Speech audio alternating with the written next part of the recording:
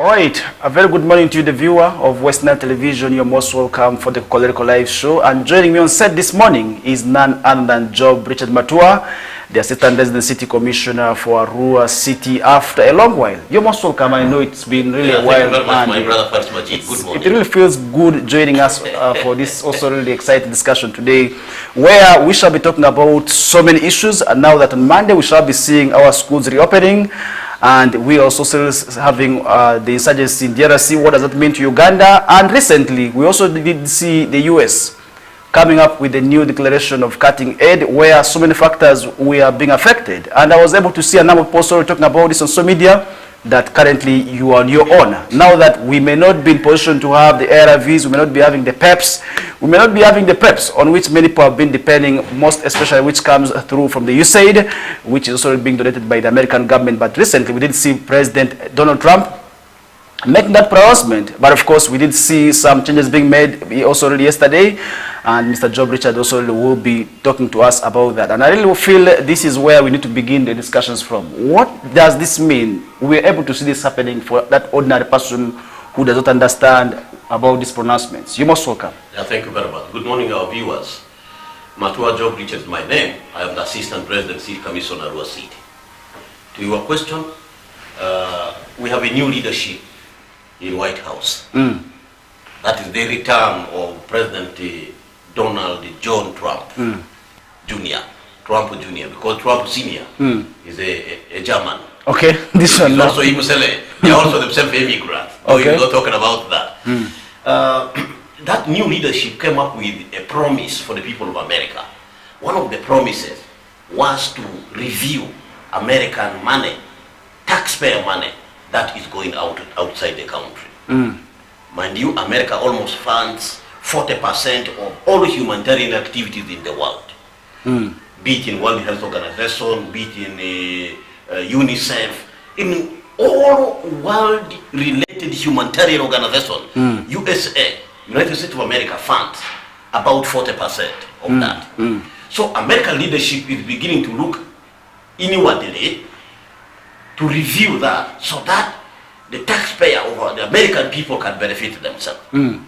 So that is the promise Trump came up with, and indeed he lives to his words, and he issued the executive order. Now that this comes at a time, where does this leave Africa at? Because yes, we have been mostly dependent. Executive order to hold any more aid going out until a proper review is done. Because through the aid, the corruption was also taking place in the United States. But to the viewer, there is also corruption in the United States. Which many people don't know of. Yes, which many people don't know. It is through such deals, high classy corruption. So Trump wanted that reviewed. Remember, there is the Department of Government Efficiency, DOGE, of Elon Musk, headed by Elon Musk, the CEO of X or Twitter, we can talk about. So therefore, the leadership want to review that. It has been halted, no more aid to go out before a comprehensive auditing is done, so that America can determine which kind of aid should go out. Now, the effect on us Africa is drastic, because USAID, now, which is now the organization that manages USAID is going out, basically funds a lot of health-related activities in Africa. It is not only in Uganda for the people of Uganda. I want to tell you, even in Kenya, even in Tanzania, world over. Because I saw Pakistan. Really, yes. if you talk about it being in Uganda, because many people are asking, why would this happen? And many people thought it is also really due to our stand recently, but of course I believe that is not also coming out as a result of that.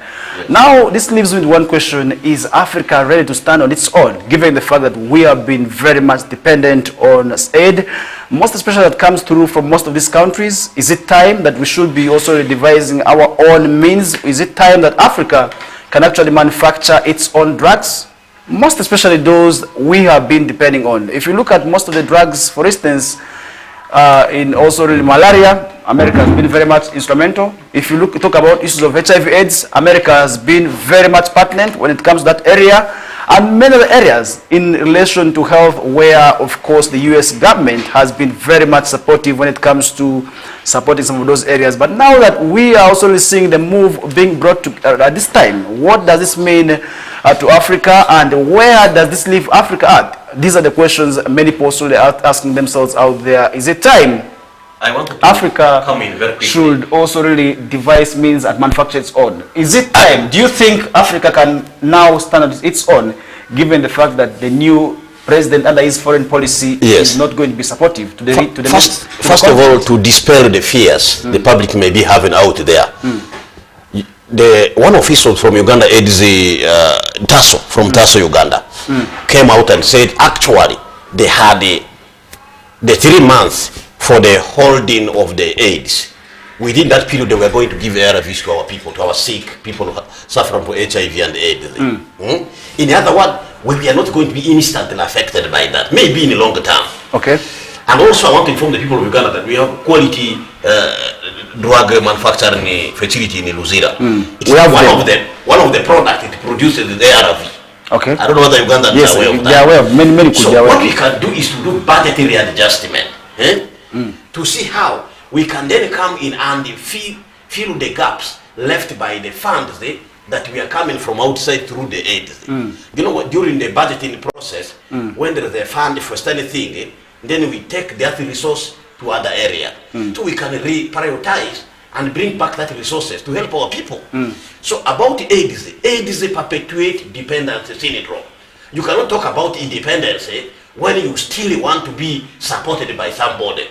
To a greater extent, that was going to cause a discipline in terms of expenditure by government in countries that are receiving these aids to do without aid. Burkina Faso under Ibrahim Traore is not getting any aids. Do we want to say that there are no HIV positive people in Burkina Faso? They're there. How are they being supported by the system? So I can tell you, when a child is still having parents, that child will always want to depend on the parent. It's until when the parent is no more that the child now will begin to wake up and do the right things for self-sustainability. So even stopping the AIDS would therefore cause a new debate in our media, in our public arena, in the government institution, in the parliament. There should be a debate on how we can move forward given this new reality. And I want to tell our people and warn them in advance that President Donald Trump, that I know, will go forward and cut certain But aid. we did see also these authorities coming out that they will be also continuing with the humanitarian aid, most especially in this area. Now, what happened is that because that was the development came out. Tears people were shedding world over.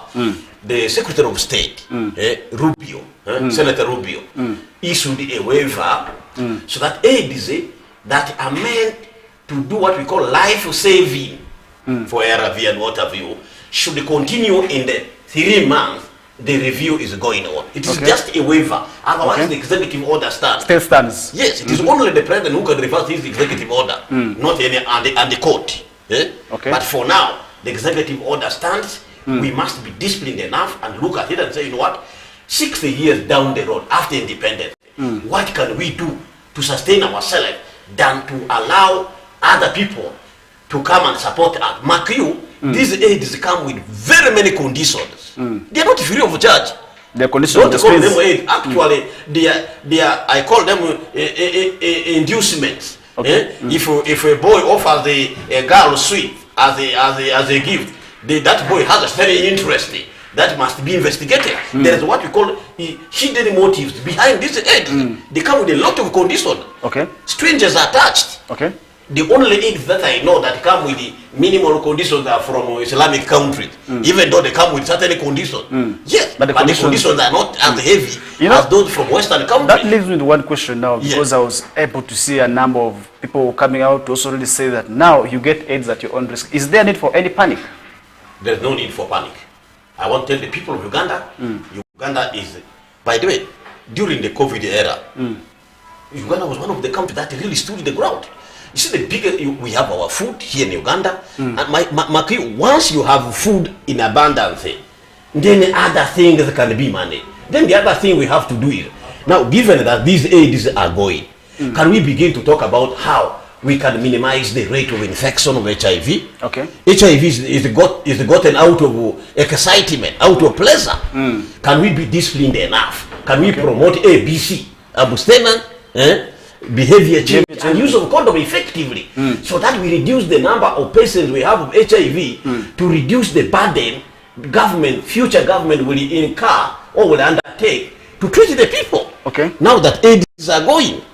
Yes. Okay. Now that as we are running out of time, I also really feel that discussion, we have had it enough, and we shall also still keep on expanding on that discussion in case there's any development that comes out of the US government in there. Now let's look at what's happening in our neighborhood, DRC. Yes, sir. We're not very far. Yesterday I was interacting with one of the city officials. I told us that this war is not affecting their root territory, because I do understand the Western leadership also has a close working relations with their root territory and also the Ituri province leaders. But now this war is in Goma. Goma is that side that borders Rwanda. But now the effects of this war will cut across the entire countries of also really Uganda, Rwanda, and other neighboring countries, I believe. Now, what does this mean to Uganda? Let's talk about Uganda at large. What does this war mean to us? Thank you very much. This is a very, very precise question. I thank you very much for asking that question. To our viewers and the people of Uganda, Uganda has a border of 950 kilometers with Democratic Republic of Congo. Running from the triangle point from Kisoro to the triangle point in the Salia Musala, in the Sudan border with the Congo. Now, this border is largely porous, Paris Majid. For strategic security interest of Uganda, Uganda must be at peace with the Congo 24/7 and all the time. Uganda must befriend Congo for our strategic security. Paris Majid, if Uganda has an enmity with the Congo, and Congo happen to harbor destabilizing actor in the Congo like ADF, we will not be at peace. Okay. So therefore, it is very important that Uganda must ensure stability and peace of Congo at all times. Strategic security. Okay. That is one. Two, Uganda at the moment earns a lot of foreign exchange from Democratic Republic of Congo. Most of our factories and our producers and our products coming from the factories end up being sold. They're being exported. If you go to Kisoro right now, there is a long line of trucks. Do you know even our cement goes up to Goma? So now we are losing because of that. Uganda earns money, foreign exchange from Democratic Republic of Congo, more than it earns from South Sudan, more than it earns from these other neighboring countries. So strategic economic interest of Uganda requires that Uganda must cooperate with Democratic Republic of Congo at all times. In our interest, economic interest. Just here in West Nile, majority of our rich people here, you can talk about Kenda, you can talk about what, even James Nyakuni, the previous one of Gaga Coach. All these people got their wealth by trading. You can trace their background in DRC. You can trace their background in DRC. So it is therefore important that Ugandans must avoid entering in that conflict, so that we are not misjudged as enemies of Congo. Okay. As I'm talking now, one political actor in Aru area, who's an MP, I'm told an MP or senator, is mobilizing his people within this area from the intelligence we have got, the declassified, if I can say, because this information can be given out, and want the people to rebel against Uganda. I want to reach that brother of ours. This leaves me with one question. Just a minute. I want to reach that brother of ours and tell him, what, my brother, the political actor, I don't want to mention you. Please, we don't have any problem with Congo. Uganda does not participate in destabilization of Congo. Uganda instead is participating in pacifying Congo, in bringing peace in Congo. That's why we are fighting alongside the Congolese army. Yet, but in bringing peace by dealing with ADF. So I encourage you to stop such negative tendency. Mr. Matua, they will antagonize our people, yet they are Congolese here in Arua City here. Yes. In fact, some of the security officers who work at their custom, they reside in Arua City.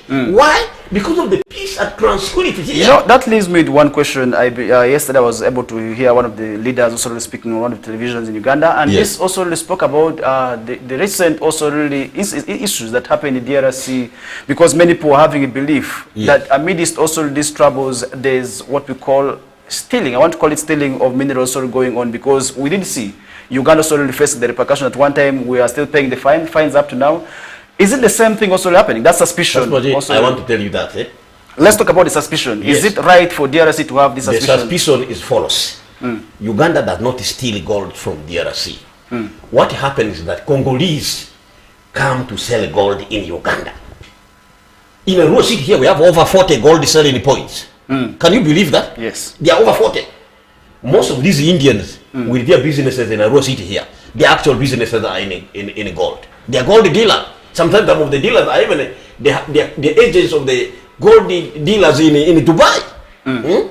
So the Congolese bring and sell their gold in Uganda. Okay. You get me? Yes. So that it is not stealing, not Ugandans going to steal there. Okay. Please, Uganda also has gold. I can tell you the stretch from River Nile up to South Sudan on the both sides. We have gold at a percentage purity of 99%. I don't know whether our people in West Nile are aware about. Okay. We also have these resources here in abundance, my friend. Okay. Though we have not started mining some of them. We did see Rwandan President, that is Paul Kagame, also coming out to talk about this, and he also issued out a statement about how other African countries are not also really supporting also in this issue. And mentioned a lot, which I wouldn't also want to break into there. But now the question that also really is running at the back of my mind. I want to break something here, which you need to understand. For the benefits of the viewers, there is a problem which I plead with the government of Congo to accept. During the colonial demarcation of borders, part of the greater kingdom of Rwanda was divided, and a part of it went on the side of Congo, together with the people. Okay. So the Banyamulenge we are talking about are Rwandese who became Congolese by the demarcation of the border by the colonialists. Could that be contributed to the long-standing dispute between of Congo, the two countries? Yes, if the Democratic Republic of Congo does not want to recognize those people as a Congolese, then should return them together with their land. That means you are now going to change the colonial borders. I said that. So I think this is common sense. We have Lubara people who are across the border in DRC. Not so? And they are Lubaras. We have Alurus who are across the border in DRC. And they are Alurus, but in Congo. They are Alurus in Congo. We have Kakwat who are across the border in Congo and in Sudan. They are Sudanese and the Congolese. We have Acholi who are across the border. We have never at one time said, now, Congo, even the government of Congo has never at one time said the Lubara who are in Congo should return to Uganda. Why only the Banyarwanda? That solution to that problem does not need security. It's not military solution. Okay. It needs, yesterday I said it needs strategic, ideological, political, and regional solution. Those people are Congolese. They should be accepted as Congolese. Number one. Two, they should be demobilized in terms of political ideology, so that the government of Congo can have peace with itself. You get me? And I believe across the border of DRC, there could be other tribes in other countries. Okay. And as well as in Congo. Okay. You cannot rule that out. Now, for that matter, Rwanda's interest in Democratic Republic of Congo should be understood in the following way. There is a rebel group called FDLR. That is inside Congo, but with the intention to come and attack Rwanda. So Rwanda's interest in Congo is the strategic security interest of Rwanda because of the existence of actors inside the Congo mobilizing themselves to come and attack the government of Rwanda. Okay. Are you saying that? Okay. Now I want to end this by saying that just like Uganda has interest, Uganda went to cooperate with DRC to fight ADF. So what does that speak about our regional blocks? My appeal to these leaders is that we are all African. What does this mean now to our regional block of East African community? This is what I'm coming to. We are all African. We are all in East African community. Please de-escalate the rhetorics. Let us talk peace. Let us talk brotherhood. Let us talk sisterhood. We are one people. We should not kill each other. I said that? Not to undermine the East African bloc. Does it have the capacity to end this insurgency in terms of not escalating? The structure is there, but only that it must be made effective. The structure is there. Okay. So it must be made effective. Okay. So my appeal is that Ugandans, I want to repeat this again, Ugandans, do not enter into the conflict that is ongoing in DRC. because Uganda needs DRC more than DRC needs Uganda. We did see for the strategic our security embassy, interest I have we did talked see our about. embassy being attacked. Our embassy was that I want to call that ignorant, and I thank the people of Uganda. What does that say? I thank the people of What Uganda. does that say about our relationship with our neighbors? No, I thank, you know, civilization takes a long. Just as I told you that some political actor in a rural area was trying to mobilize the people to riot against Uganda. Okay. There could be some political element, ideological bankrupt political element in Kinshasa who could have mobilized those people. I want to call them ideological bankrupt people. Okay. I thank the people of Uganda for the maturity, for not attacking the embassy of Congo in Uganda here. And we are with Congolese. Even yesterday, the person who trimmed for me my hair was a Congolese here, working in a rural city here. I said that. So we are one people. Going forward, we should promote Pan-Africanism at its best. We should work together as the same people. In fact, the people already integrated long ago. Okay. I said that. Yes. Yes. Even the person in whose saloon I trimmed my hair yesterday, the mother is a Ugandan and the father is a Congolese. Okay. See that kind of integration. Okay. So let us not spoil ourselves. Let us not break our bonds. You know, the issue happening in Congo right now leaves me with so many questions. Because Yeah. I was able to trace the insurgencies that happened in Rwanda, you can really see that partly it also really had also the issues of suspicion in the neighboring countries. Now, really, as somebody who is out there and really wanting to see that peace prevails in the whole of Africa, and one person who would want to also at one time see Africa be united as one also in there, really, now this leaves me with one question. Yes. What does this insurgency mean to the future of United States of Africa, which we have always been talking about? It means our unity will always be delayed. Because these are factors, these are viruses that have the potential impact of disrupting our bonds of unity. I say that. It actually means that even the so-called East African community is going to limp. The political federation of East African community won't even come that easily. I said that. Okay. Yes. So that, in a nutshell, it simply means we are going to continue in disunity, in backwardness. Yes, in underdevelopment. I said that. This could be the time when Rwanda, Congo, DRC, and all the neighbors should work together in infrastructure, in sharing electricity, in constructing roads, so that our people can integrate more by trading together. Okay. Thank you. That is really something which we feel we also need to talk about as we are running out of time. We're just left with some few minutes, and really within these minutes, I would wish we run for a short commercial break. When we get back, the discussions will be able to follow. And remember, we are still with him Monday. We shall be seeing schools reopening, and I will be asking him if he is happy with the PLE results for the Western sub-region. Was he happy? That discussion will be coming. And what should we do if at all he was not happy to change these results? That discussion will be coming later on. But we are still talking about the issues of Congo, where we are still having also an insurgency, which also is said to be escalating. But we hope at the end of the day, we shall be seeing this also be contained. And we want to see peace returning, because Uganda today is still having a challenge when it comes to hosting refugees. And now that also the US government is coming up to also cut also some of these fundings. And I believe most of these NGOs that have been also supporting some of these humanitarian and refugee activities are as well affected. That discussion will be coming through later on. But for now, we are going to be taking a short commercial break. My name is Farish Majid. I'm still together with Job Richard Matua, Assistant Resident City Commissioner, Arua City, and we are getting back to you shortly. Stay tuned.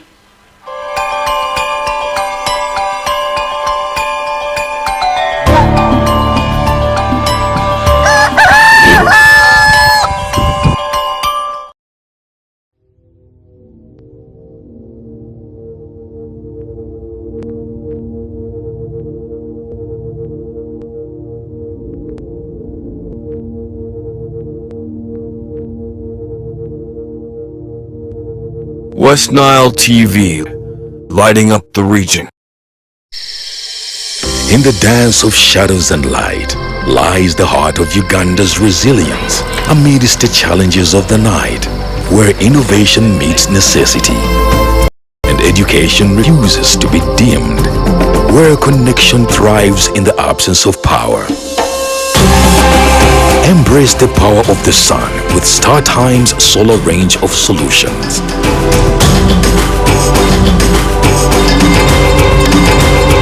And empower your journey towards a brighter tomorrow.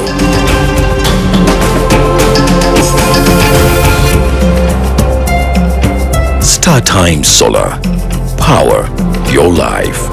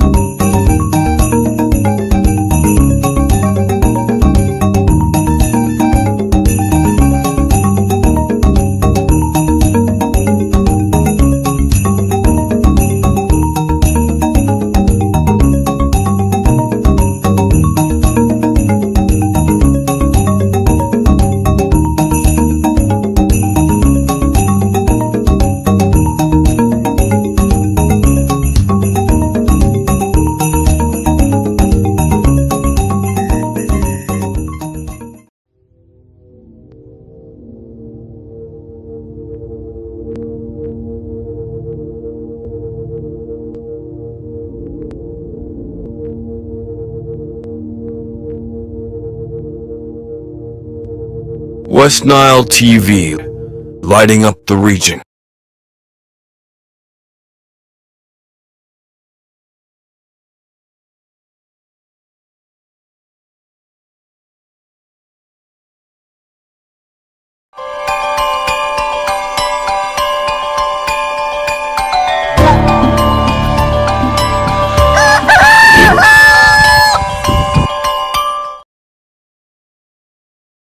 Welcome back from that short commercial break. We are back to continue with the discussions, and still having on set is Job Richard Matua, and we are still talking about issues that are happening both nationally and internationally. We want to see how this also really will be relating to our places here and our different districts, because somebody out there could be watching within Arua City, Zombo, Nebi, and also other parts of the entire country. All in all, we say you're most welcome, and this is the KOKOLIRIKO live show where we are going to be continuing with you up to 9, where we shall be stopping. But still, we are still having Job Richard Matua to also have more on this discussion about also what's happening in DRC.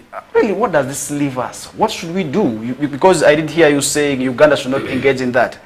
What about the fate of our businessmen who are In Goma. in Goma? Yes. Because yesterday I was able to interact with a number of my colleagues who were taken to work in some of these companies, and they have really been working in Goma, and they also did tell us about the state of how people are carrying their belongings, how they are really also finding it difficult to trade, because trade has been destabilized. What is the fate of these businessmen who are in there? You see, when there is an instability, the first casualty is the peace.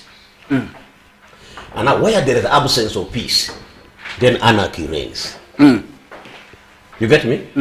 So expect the businesses to be robbed. Expect the businesses to be disrupted. I've seen that. So, and again, now when businesses are disrupted, then the economy suffers. I've seen that. For example, Tororo Cement, Mukwano products, which are from Uganda, are destined to Goma, Even DRC. Even Riham. Yeah, even Riham, yes. They can't go. There are very many products that go to DRC. Now, what does that mean? Production will be affected.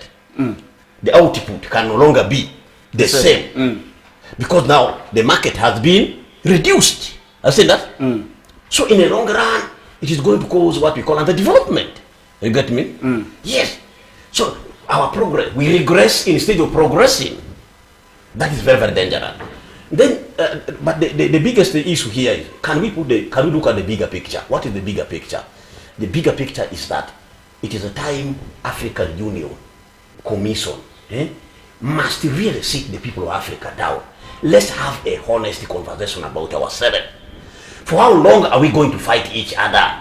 For how long are we going to really perpetuate ethnicity and this I call it ideological pseudo interests, pseudo ideologies. I see that. Can African Union really be a guarantor of African peace, stability, and security? These conversations must start. Okay. What is Maji? Yes. Because we can't just say, now, should we want to wait for another white man to come and sit us together to talk over conflict of ourselves? You're not talking about the white man. Really, I believe the colonial mistakes also really have contributed partly to this. When it comes to the boundaries. Very much. Today we have Congolese who are in Uganda. Yes. The regional who was supposed to be in DRC, but I do understand also the demarcations were not also in tribal lines. Yes. But today we have some of the tribes that have been divided. I want to tell you, and I believe this also could be fueling the conflicts in some of these countries. I want to tell you that the entire Western Nile was part of Congo. It That just became Uganda yesterday in 1914. Does that justify the colonial mistakes now during the boundary drawing? It means that there is a mistake. I've seen that. These colonial borders were arbitrary, artificial. They were not organic in any way, and therefore we cannot continue with that mistake. That's why the question of integration is very important. I've seen that. But the integration means we must solve the software of it before we go to the hardware. Now with this kind of conflict we have, talk about East African Political Federation. How feasible does it appear? You can imagine DRC expelled the East African Standby Force. That was in Goma to cause peace and went to SADC. That's why you see the South African soldiers were killed in Goma. I said that. So that deep suspicion, when will it end? Mistrust. That mistrust. And unless it is diffused, because then all other things will not move forward. Yes. So therefore, we must honestly have a debate with ourselves, as the people of Africa, to see that we are able to overcome this kind of, which are simple problem. I call them basic problem. But if you are not ideological oriented, if you are not clear with clarity, then you will continue to move forward defectively. Okay. Which is very bad. Really, that also leaves with so many questions about the fate of the East African community, because we did see many people have been excited that most of our neighbors also really were joining the bloc. Yes. But now, with such also accusations, because DRC was on the verge of fully becoming a member of the East African community, because if you look at it. But I wanted to inform you that Eastern DRC alone has over 240 rebel groups. Okay, but we talk about the... But some of them are not actually per se rebel groups. They are community militia that have mobilized themselves to defend themselves against the attacks by other groups. Okay. So you have Congo, which is the limping in the East African community. You have South Sudan, which is the limping in the East African community. You now have Somalia, which is in again where there's no peace, which can vaporize at any time, which is also in the East African community. So the East African community itself must therefore honestly begin to talk about stability and security and peace of this region called East Africa. Okay. Even before we talk about Africa. Okay. Thank you. As our time is almost running up, and I really feel on Monday we shall be seeing schools reopening, and some of the schools have already reopened. We have already seen some schools that have already also taken back their learners, where I believe learning has also begun officially, but we are still going to be having also a challenge on Monday, where some parents may also really have it, not also really among also themselves, to ensure that they send back their children back to school. But that leaves me with only one question. What kind of results shall West Nile produce? Over the years, in the last 10 years, I can be able to tell you, excitement is always witnessed during the primary leaving examinations. When it comes to UCE, it is only a few schools that also jubilate. When it comes to USC, it's again worse, that most schools already do not hit the bar and compete like the other schools also in other regions. Now with the recent release of the PLE, what do you make about the results? Because some of the districts within West Nile were also really listed among the least performing districts in this country. Thank you districts very much. like Madiokolo and Bongi appeared among the last. Yeah, thank you very much. To our viewers and everybody who's watching us or listening, education is very serious for society transformation. You remember, I am a champion of socio-economic transformation. Actually, I'm just a priest of a champion of socio-economic transformation. That's President Yoweri Museveni. Is the bishop. Yeah, is the bishop Okay. of socioeconomic transformation. Okay. So in society transformation, education is very central. For instance, Majid, we will not be seated here without education. Tell you, Quite it will not be. So therefore, education is very important. Then to the question of Western Nile. Western Nile and Northern Uganda has been regressing education-wise. And I've been sounding this, I've been shouting over this. You get the point? Our pupils are dropping in P1, P2, P3, P4. First Majid, I went to Adobe Health Center 4. I found the girls who are P3 dropout, P4 dropout, P5 dropout, P2 dropout, married, and they come in for antenatal care. And do you know the age bracket they were having? 14, 15, 16, 17 is now very high. A time bomb? Can you imagine? A time bomb? Can you imagine that? This is Jesus of Nazareth, Muhammad Bakr, peace be upon him. This is the crisis we are having. First Majid, it is dangerous. The generation is in peril. The future of West Nile is at stake if we don't deal with this problem.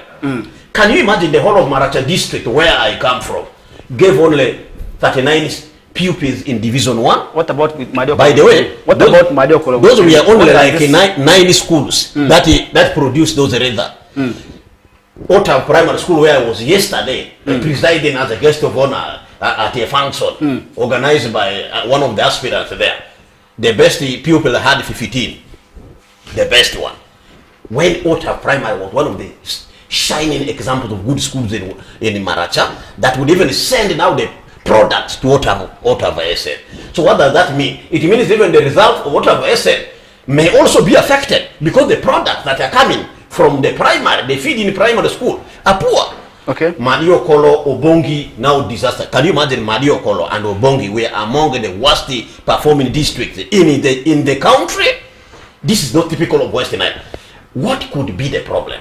One, the parents have abandoned their responsibility. But Majid. Yesterday I was with one of the senior parents in my vehicle when I was coming back, and I posed this question and he raised it to me because I raised the question at the function. But parents, do you know that their parents feel UPE and USE is there? I am a product of UPE. That is really where the discussion is. Most people are complaining about is that UPE and USE is. Let me tell you, if the UPE is bad, why is Matua the product of UPE good? That's a discussion for another day. Okay. Anyways, I will tell you that. So parents have neglected their responsibility. There are parents who can't even give books or even a pencil for a child. But government is giving everything under UPE. There are parents who don't even know whether the child is left in the house or not. Can you imagine? When my son, Job Jr., is not even around for 30 minutes, there will be an emergency to locate where he is. Okay. Can you imagine? We have gone past time, Mr. Batua. We are almost getting 5 minutes past. I want to mobilize all our people. Please take children to school. Okay. Otherwise, the future of Western Nile is bad. Makere graduation results, statistics show that more girls are graduating than boys.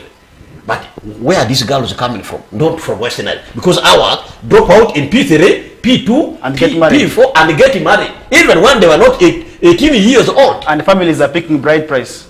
That is what is happening. So that's once another discussion also we shall be having any time also in future. Mr. Job, maybe your parting thoughts as we already passed our time. My parting thought is that my people of Western Nile, it is not, nobody will come from heaven or hell to change our society. It is our duty, beginning from the family level. Take children to school. Make sure they're in school. Support them in schools. That can only happen if you begin to do something to earn money. Even if you plant dodo, even if you plant what, do something to earn money. First, Majid, at my residence here in a rural city, I have goats I'm taking care of. Goats in a rural city here I'm taking care of. We did the gate. Can you imagine? Zero grazing. So therefore, we must do everything to make sure we mobilize our people, the religious leaders, please join us. The cultural leaders, please join us. The community leaders, please join us. The youth, please join us. Make sure that our people are in school and they are well read so that our society can change. All right. For God and my country. Thank you so much, Mr. Job Richard Matua, for your time. And that brings us to the end of the show for today. I've been Farish Majid. I hope you had a wonderful time with us right from the time we began until this hour of the morning. We are stopping here. We shall be bouncing back again on Monday. Have a blessed weekend. And from me to you, it's a goodbye as Fete Manuel comes through with the Earl's News Bulletin. Bye-bye.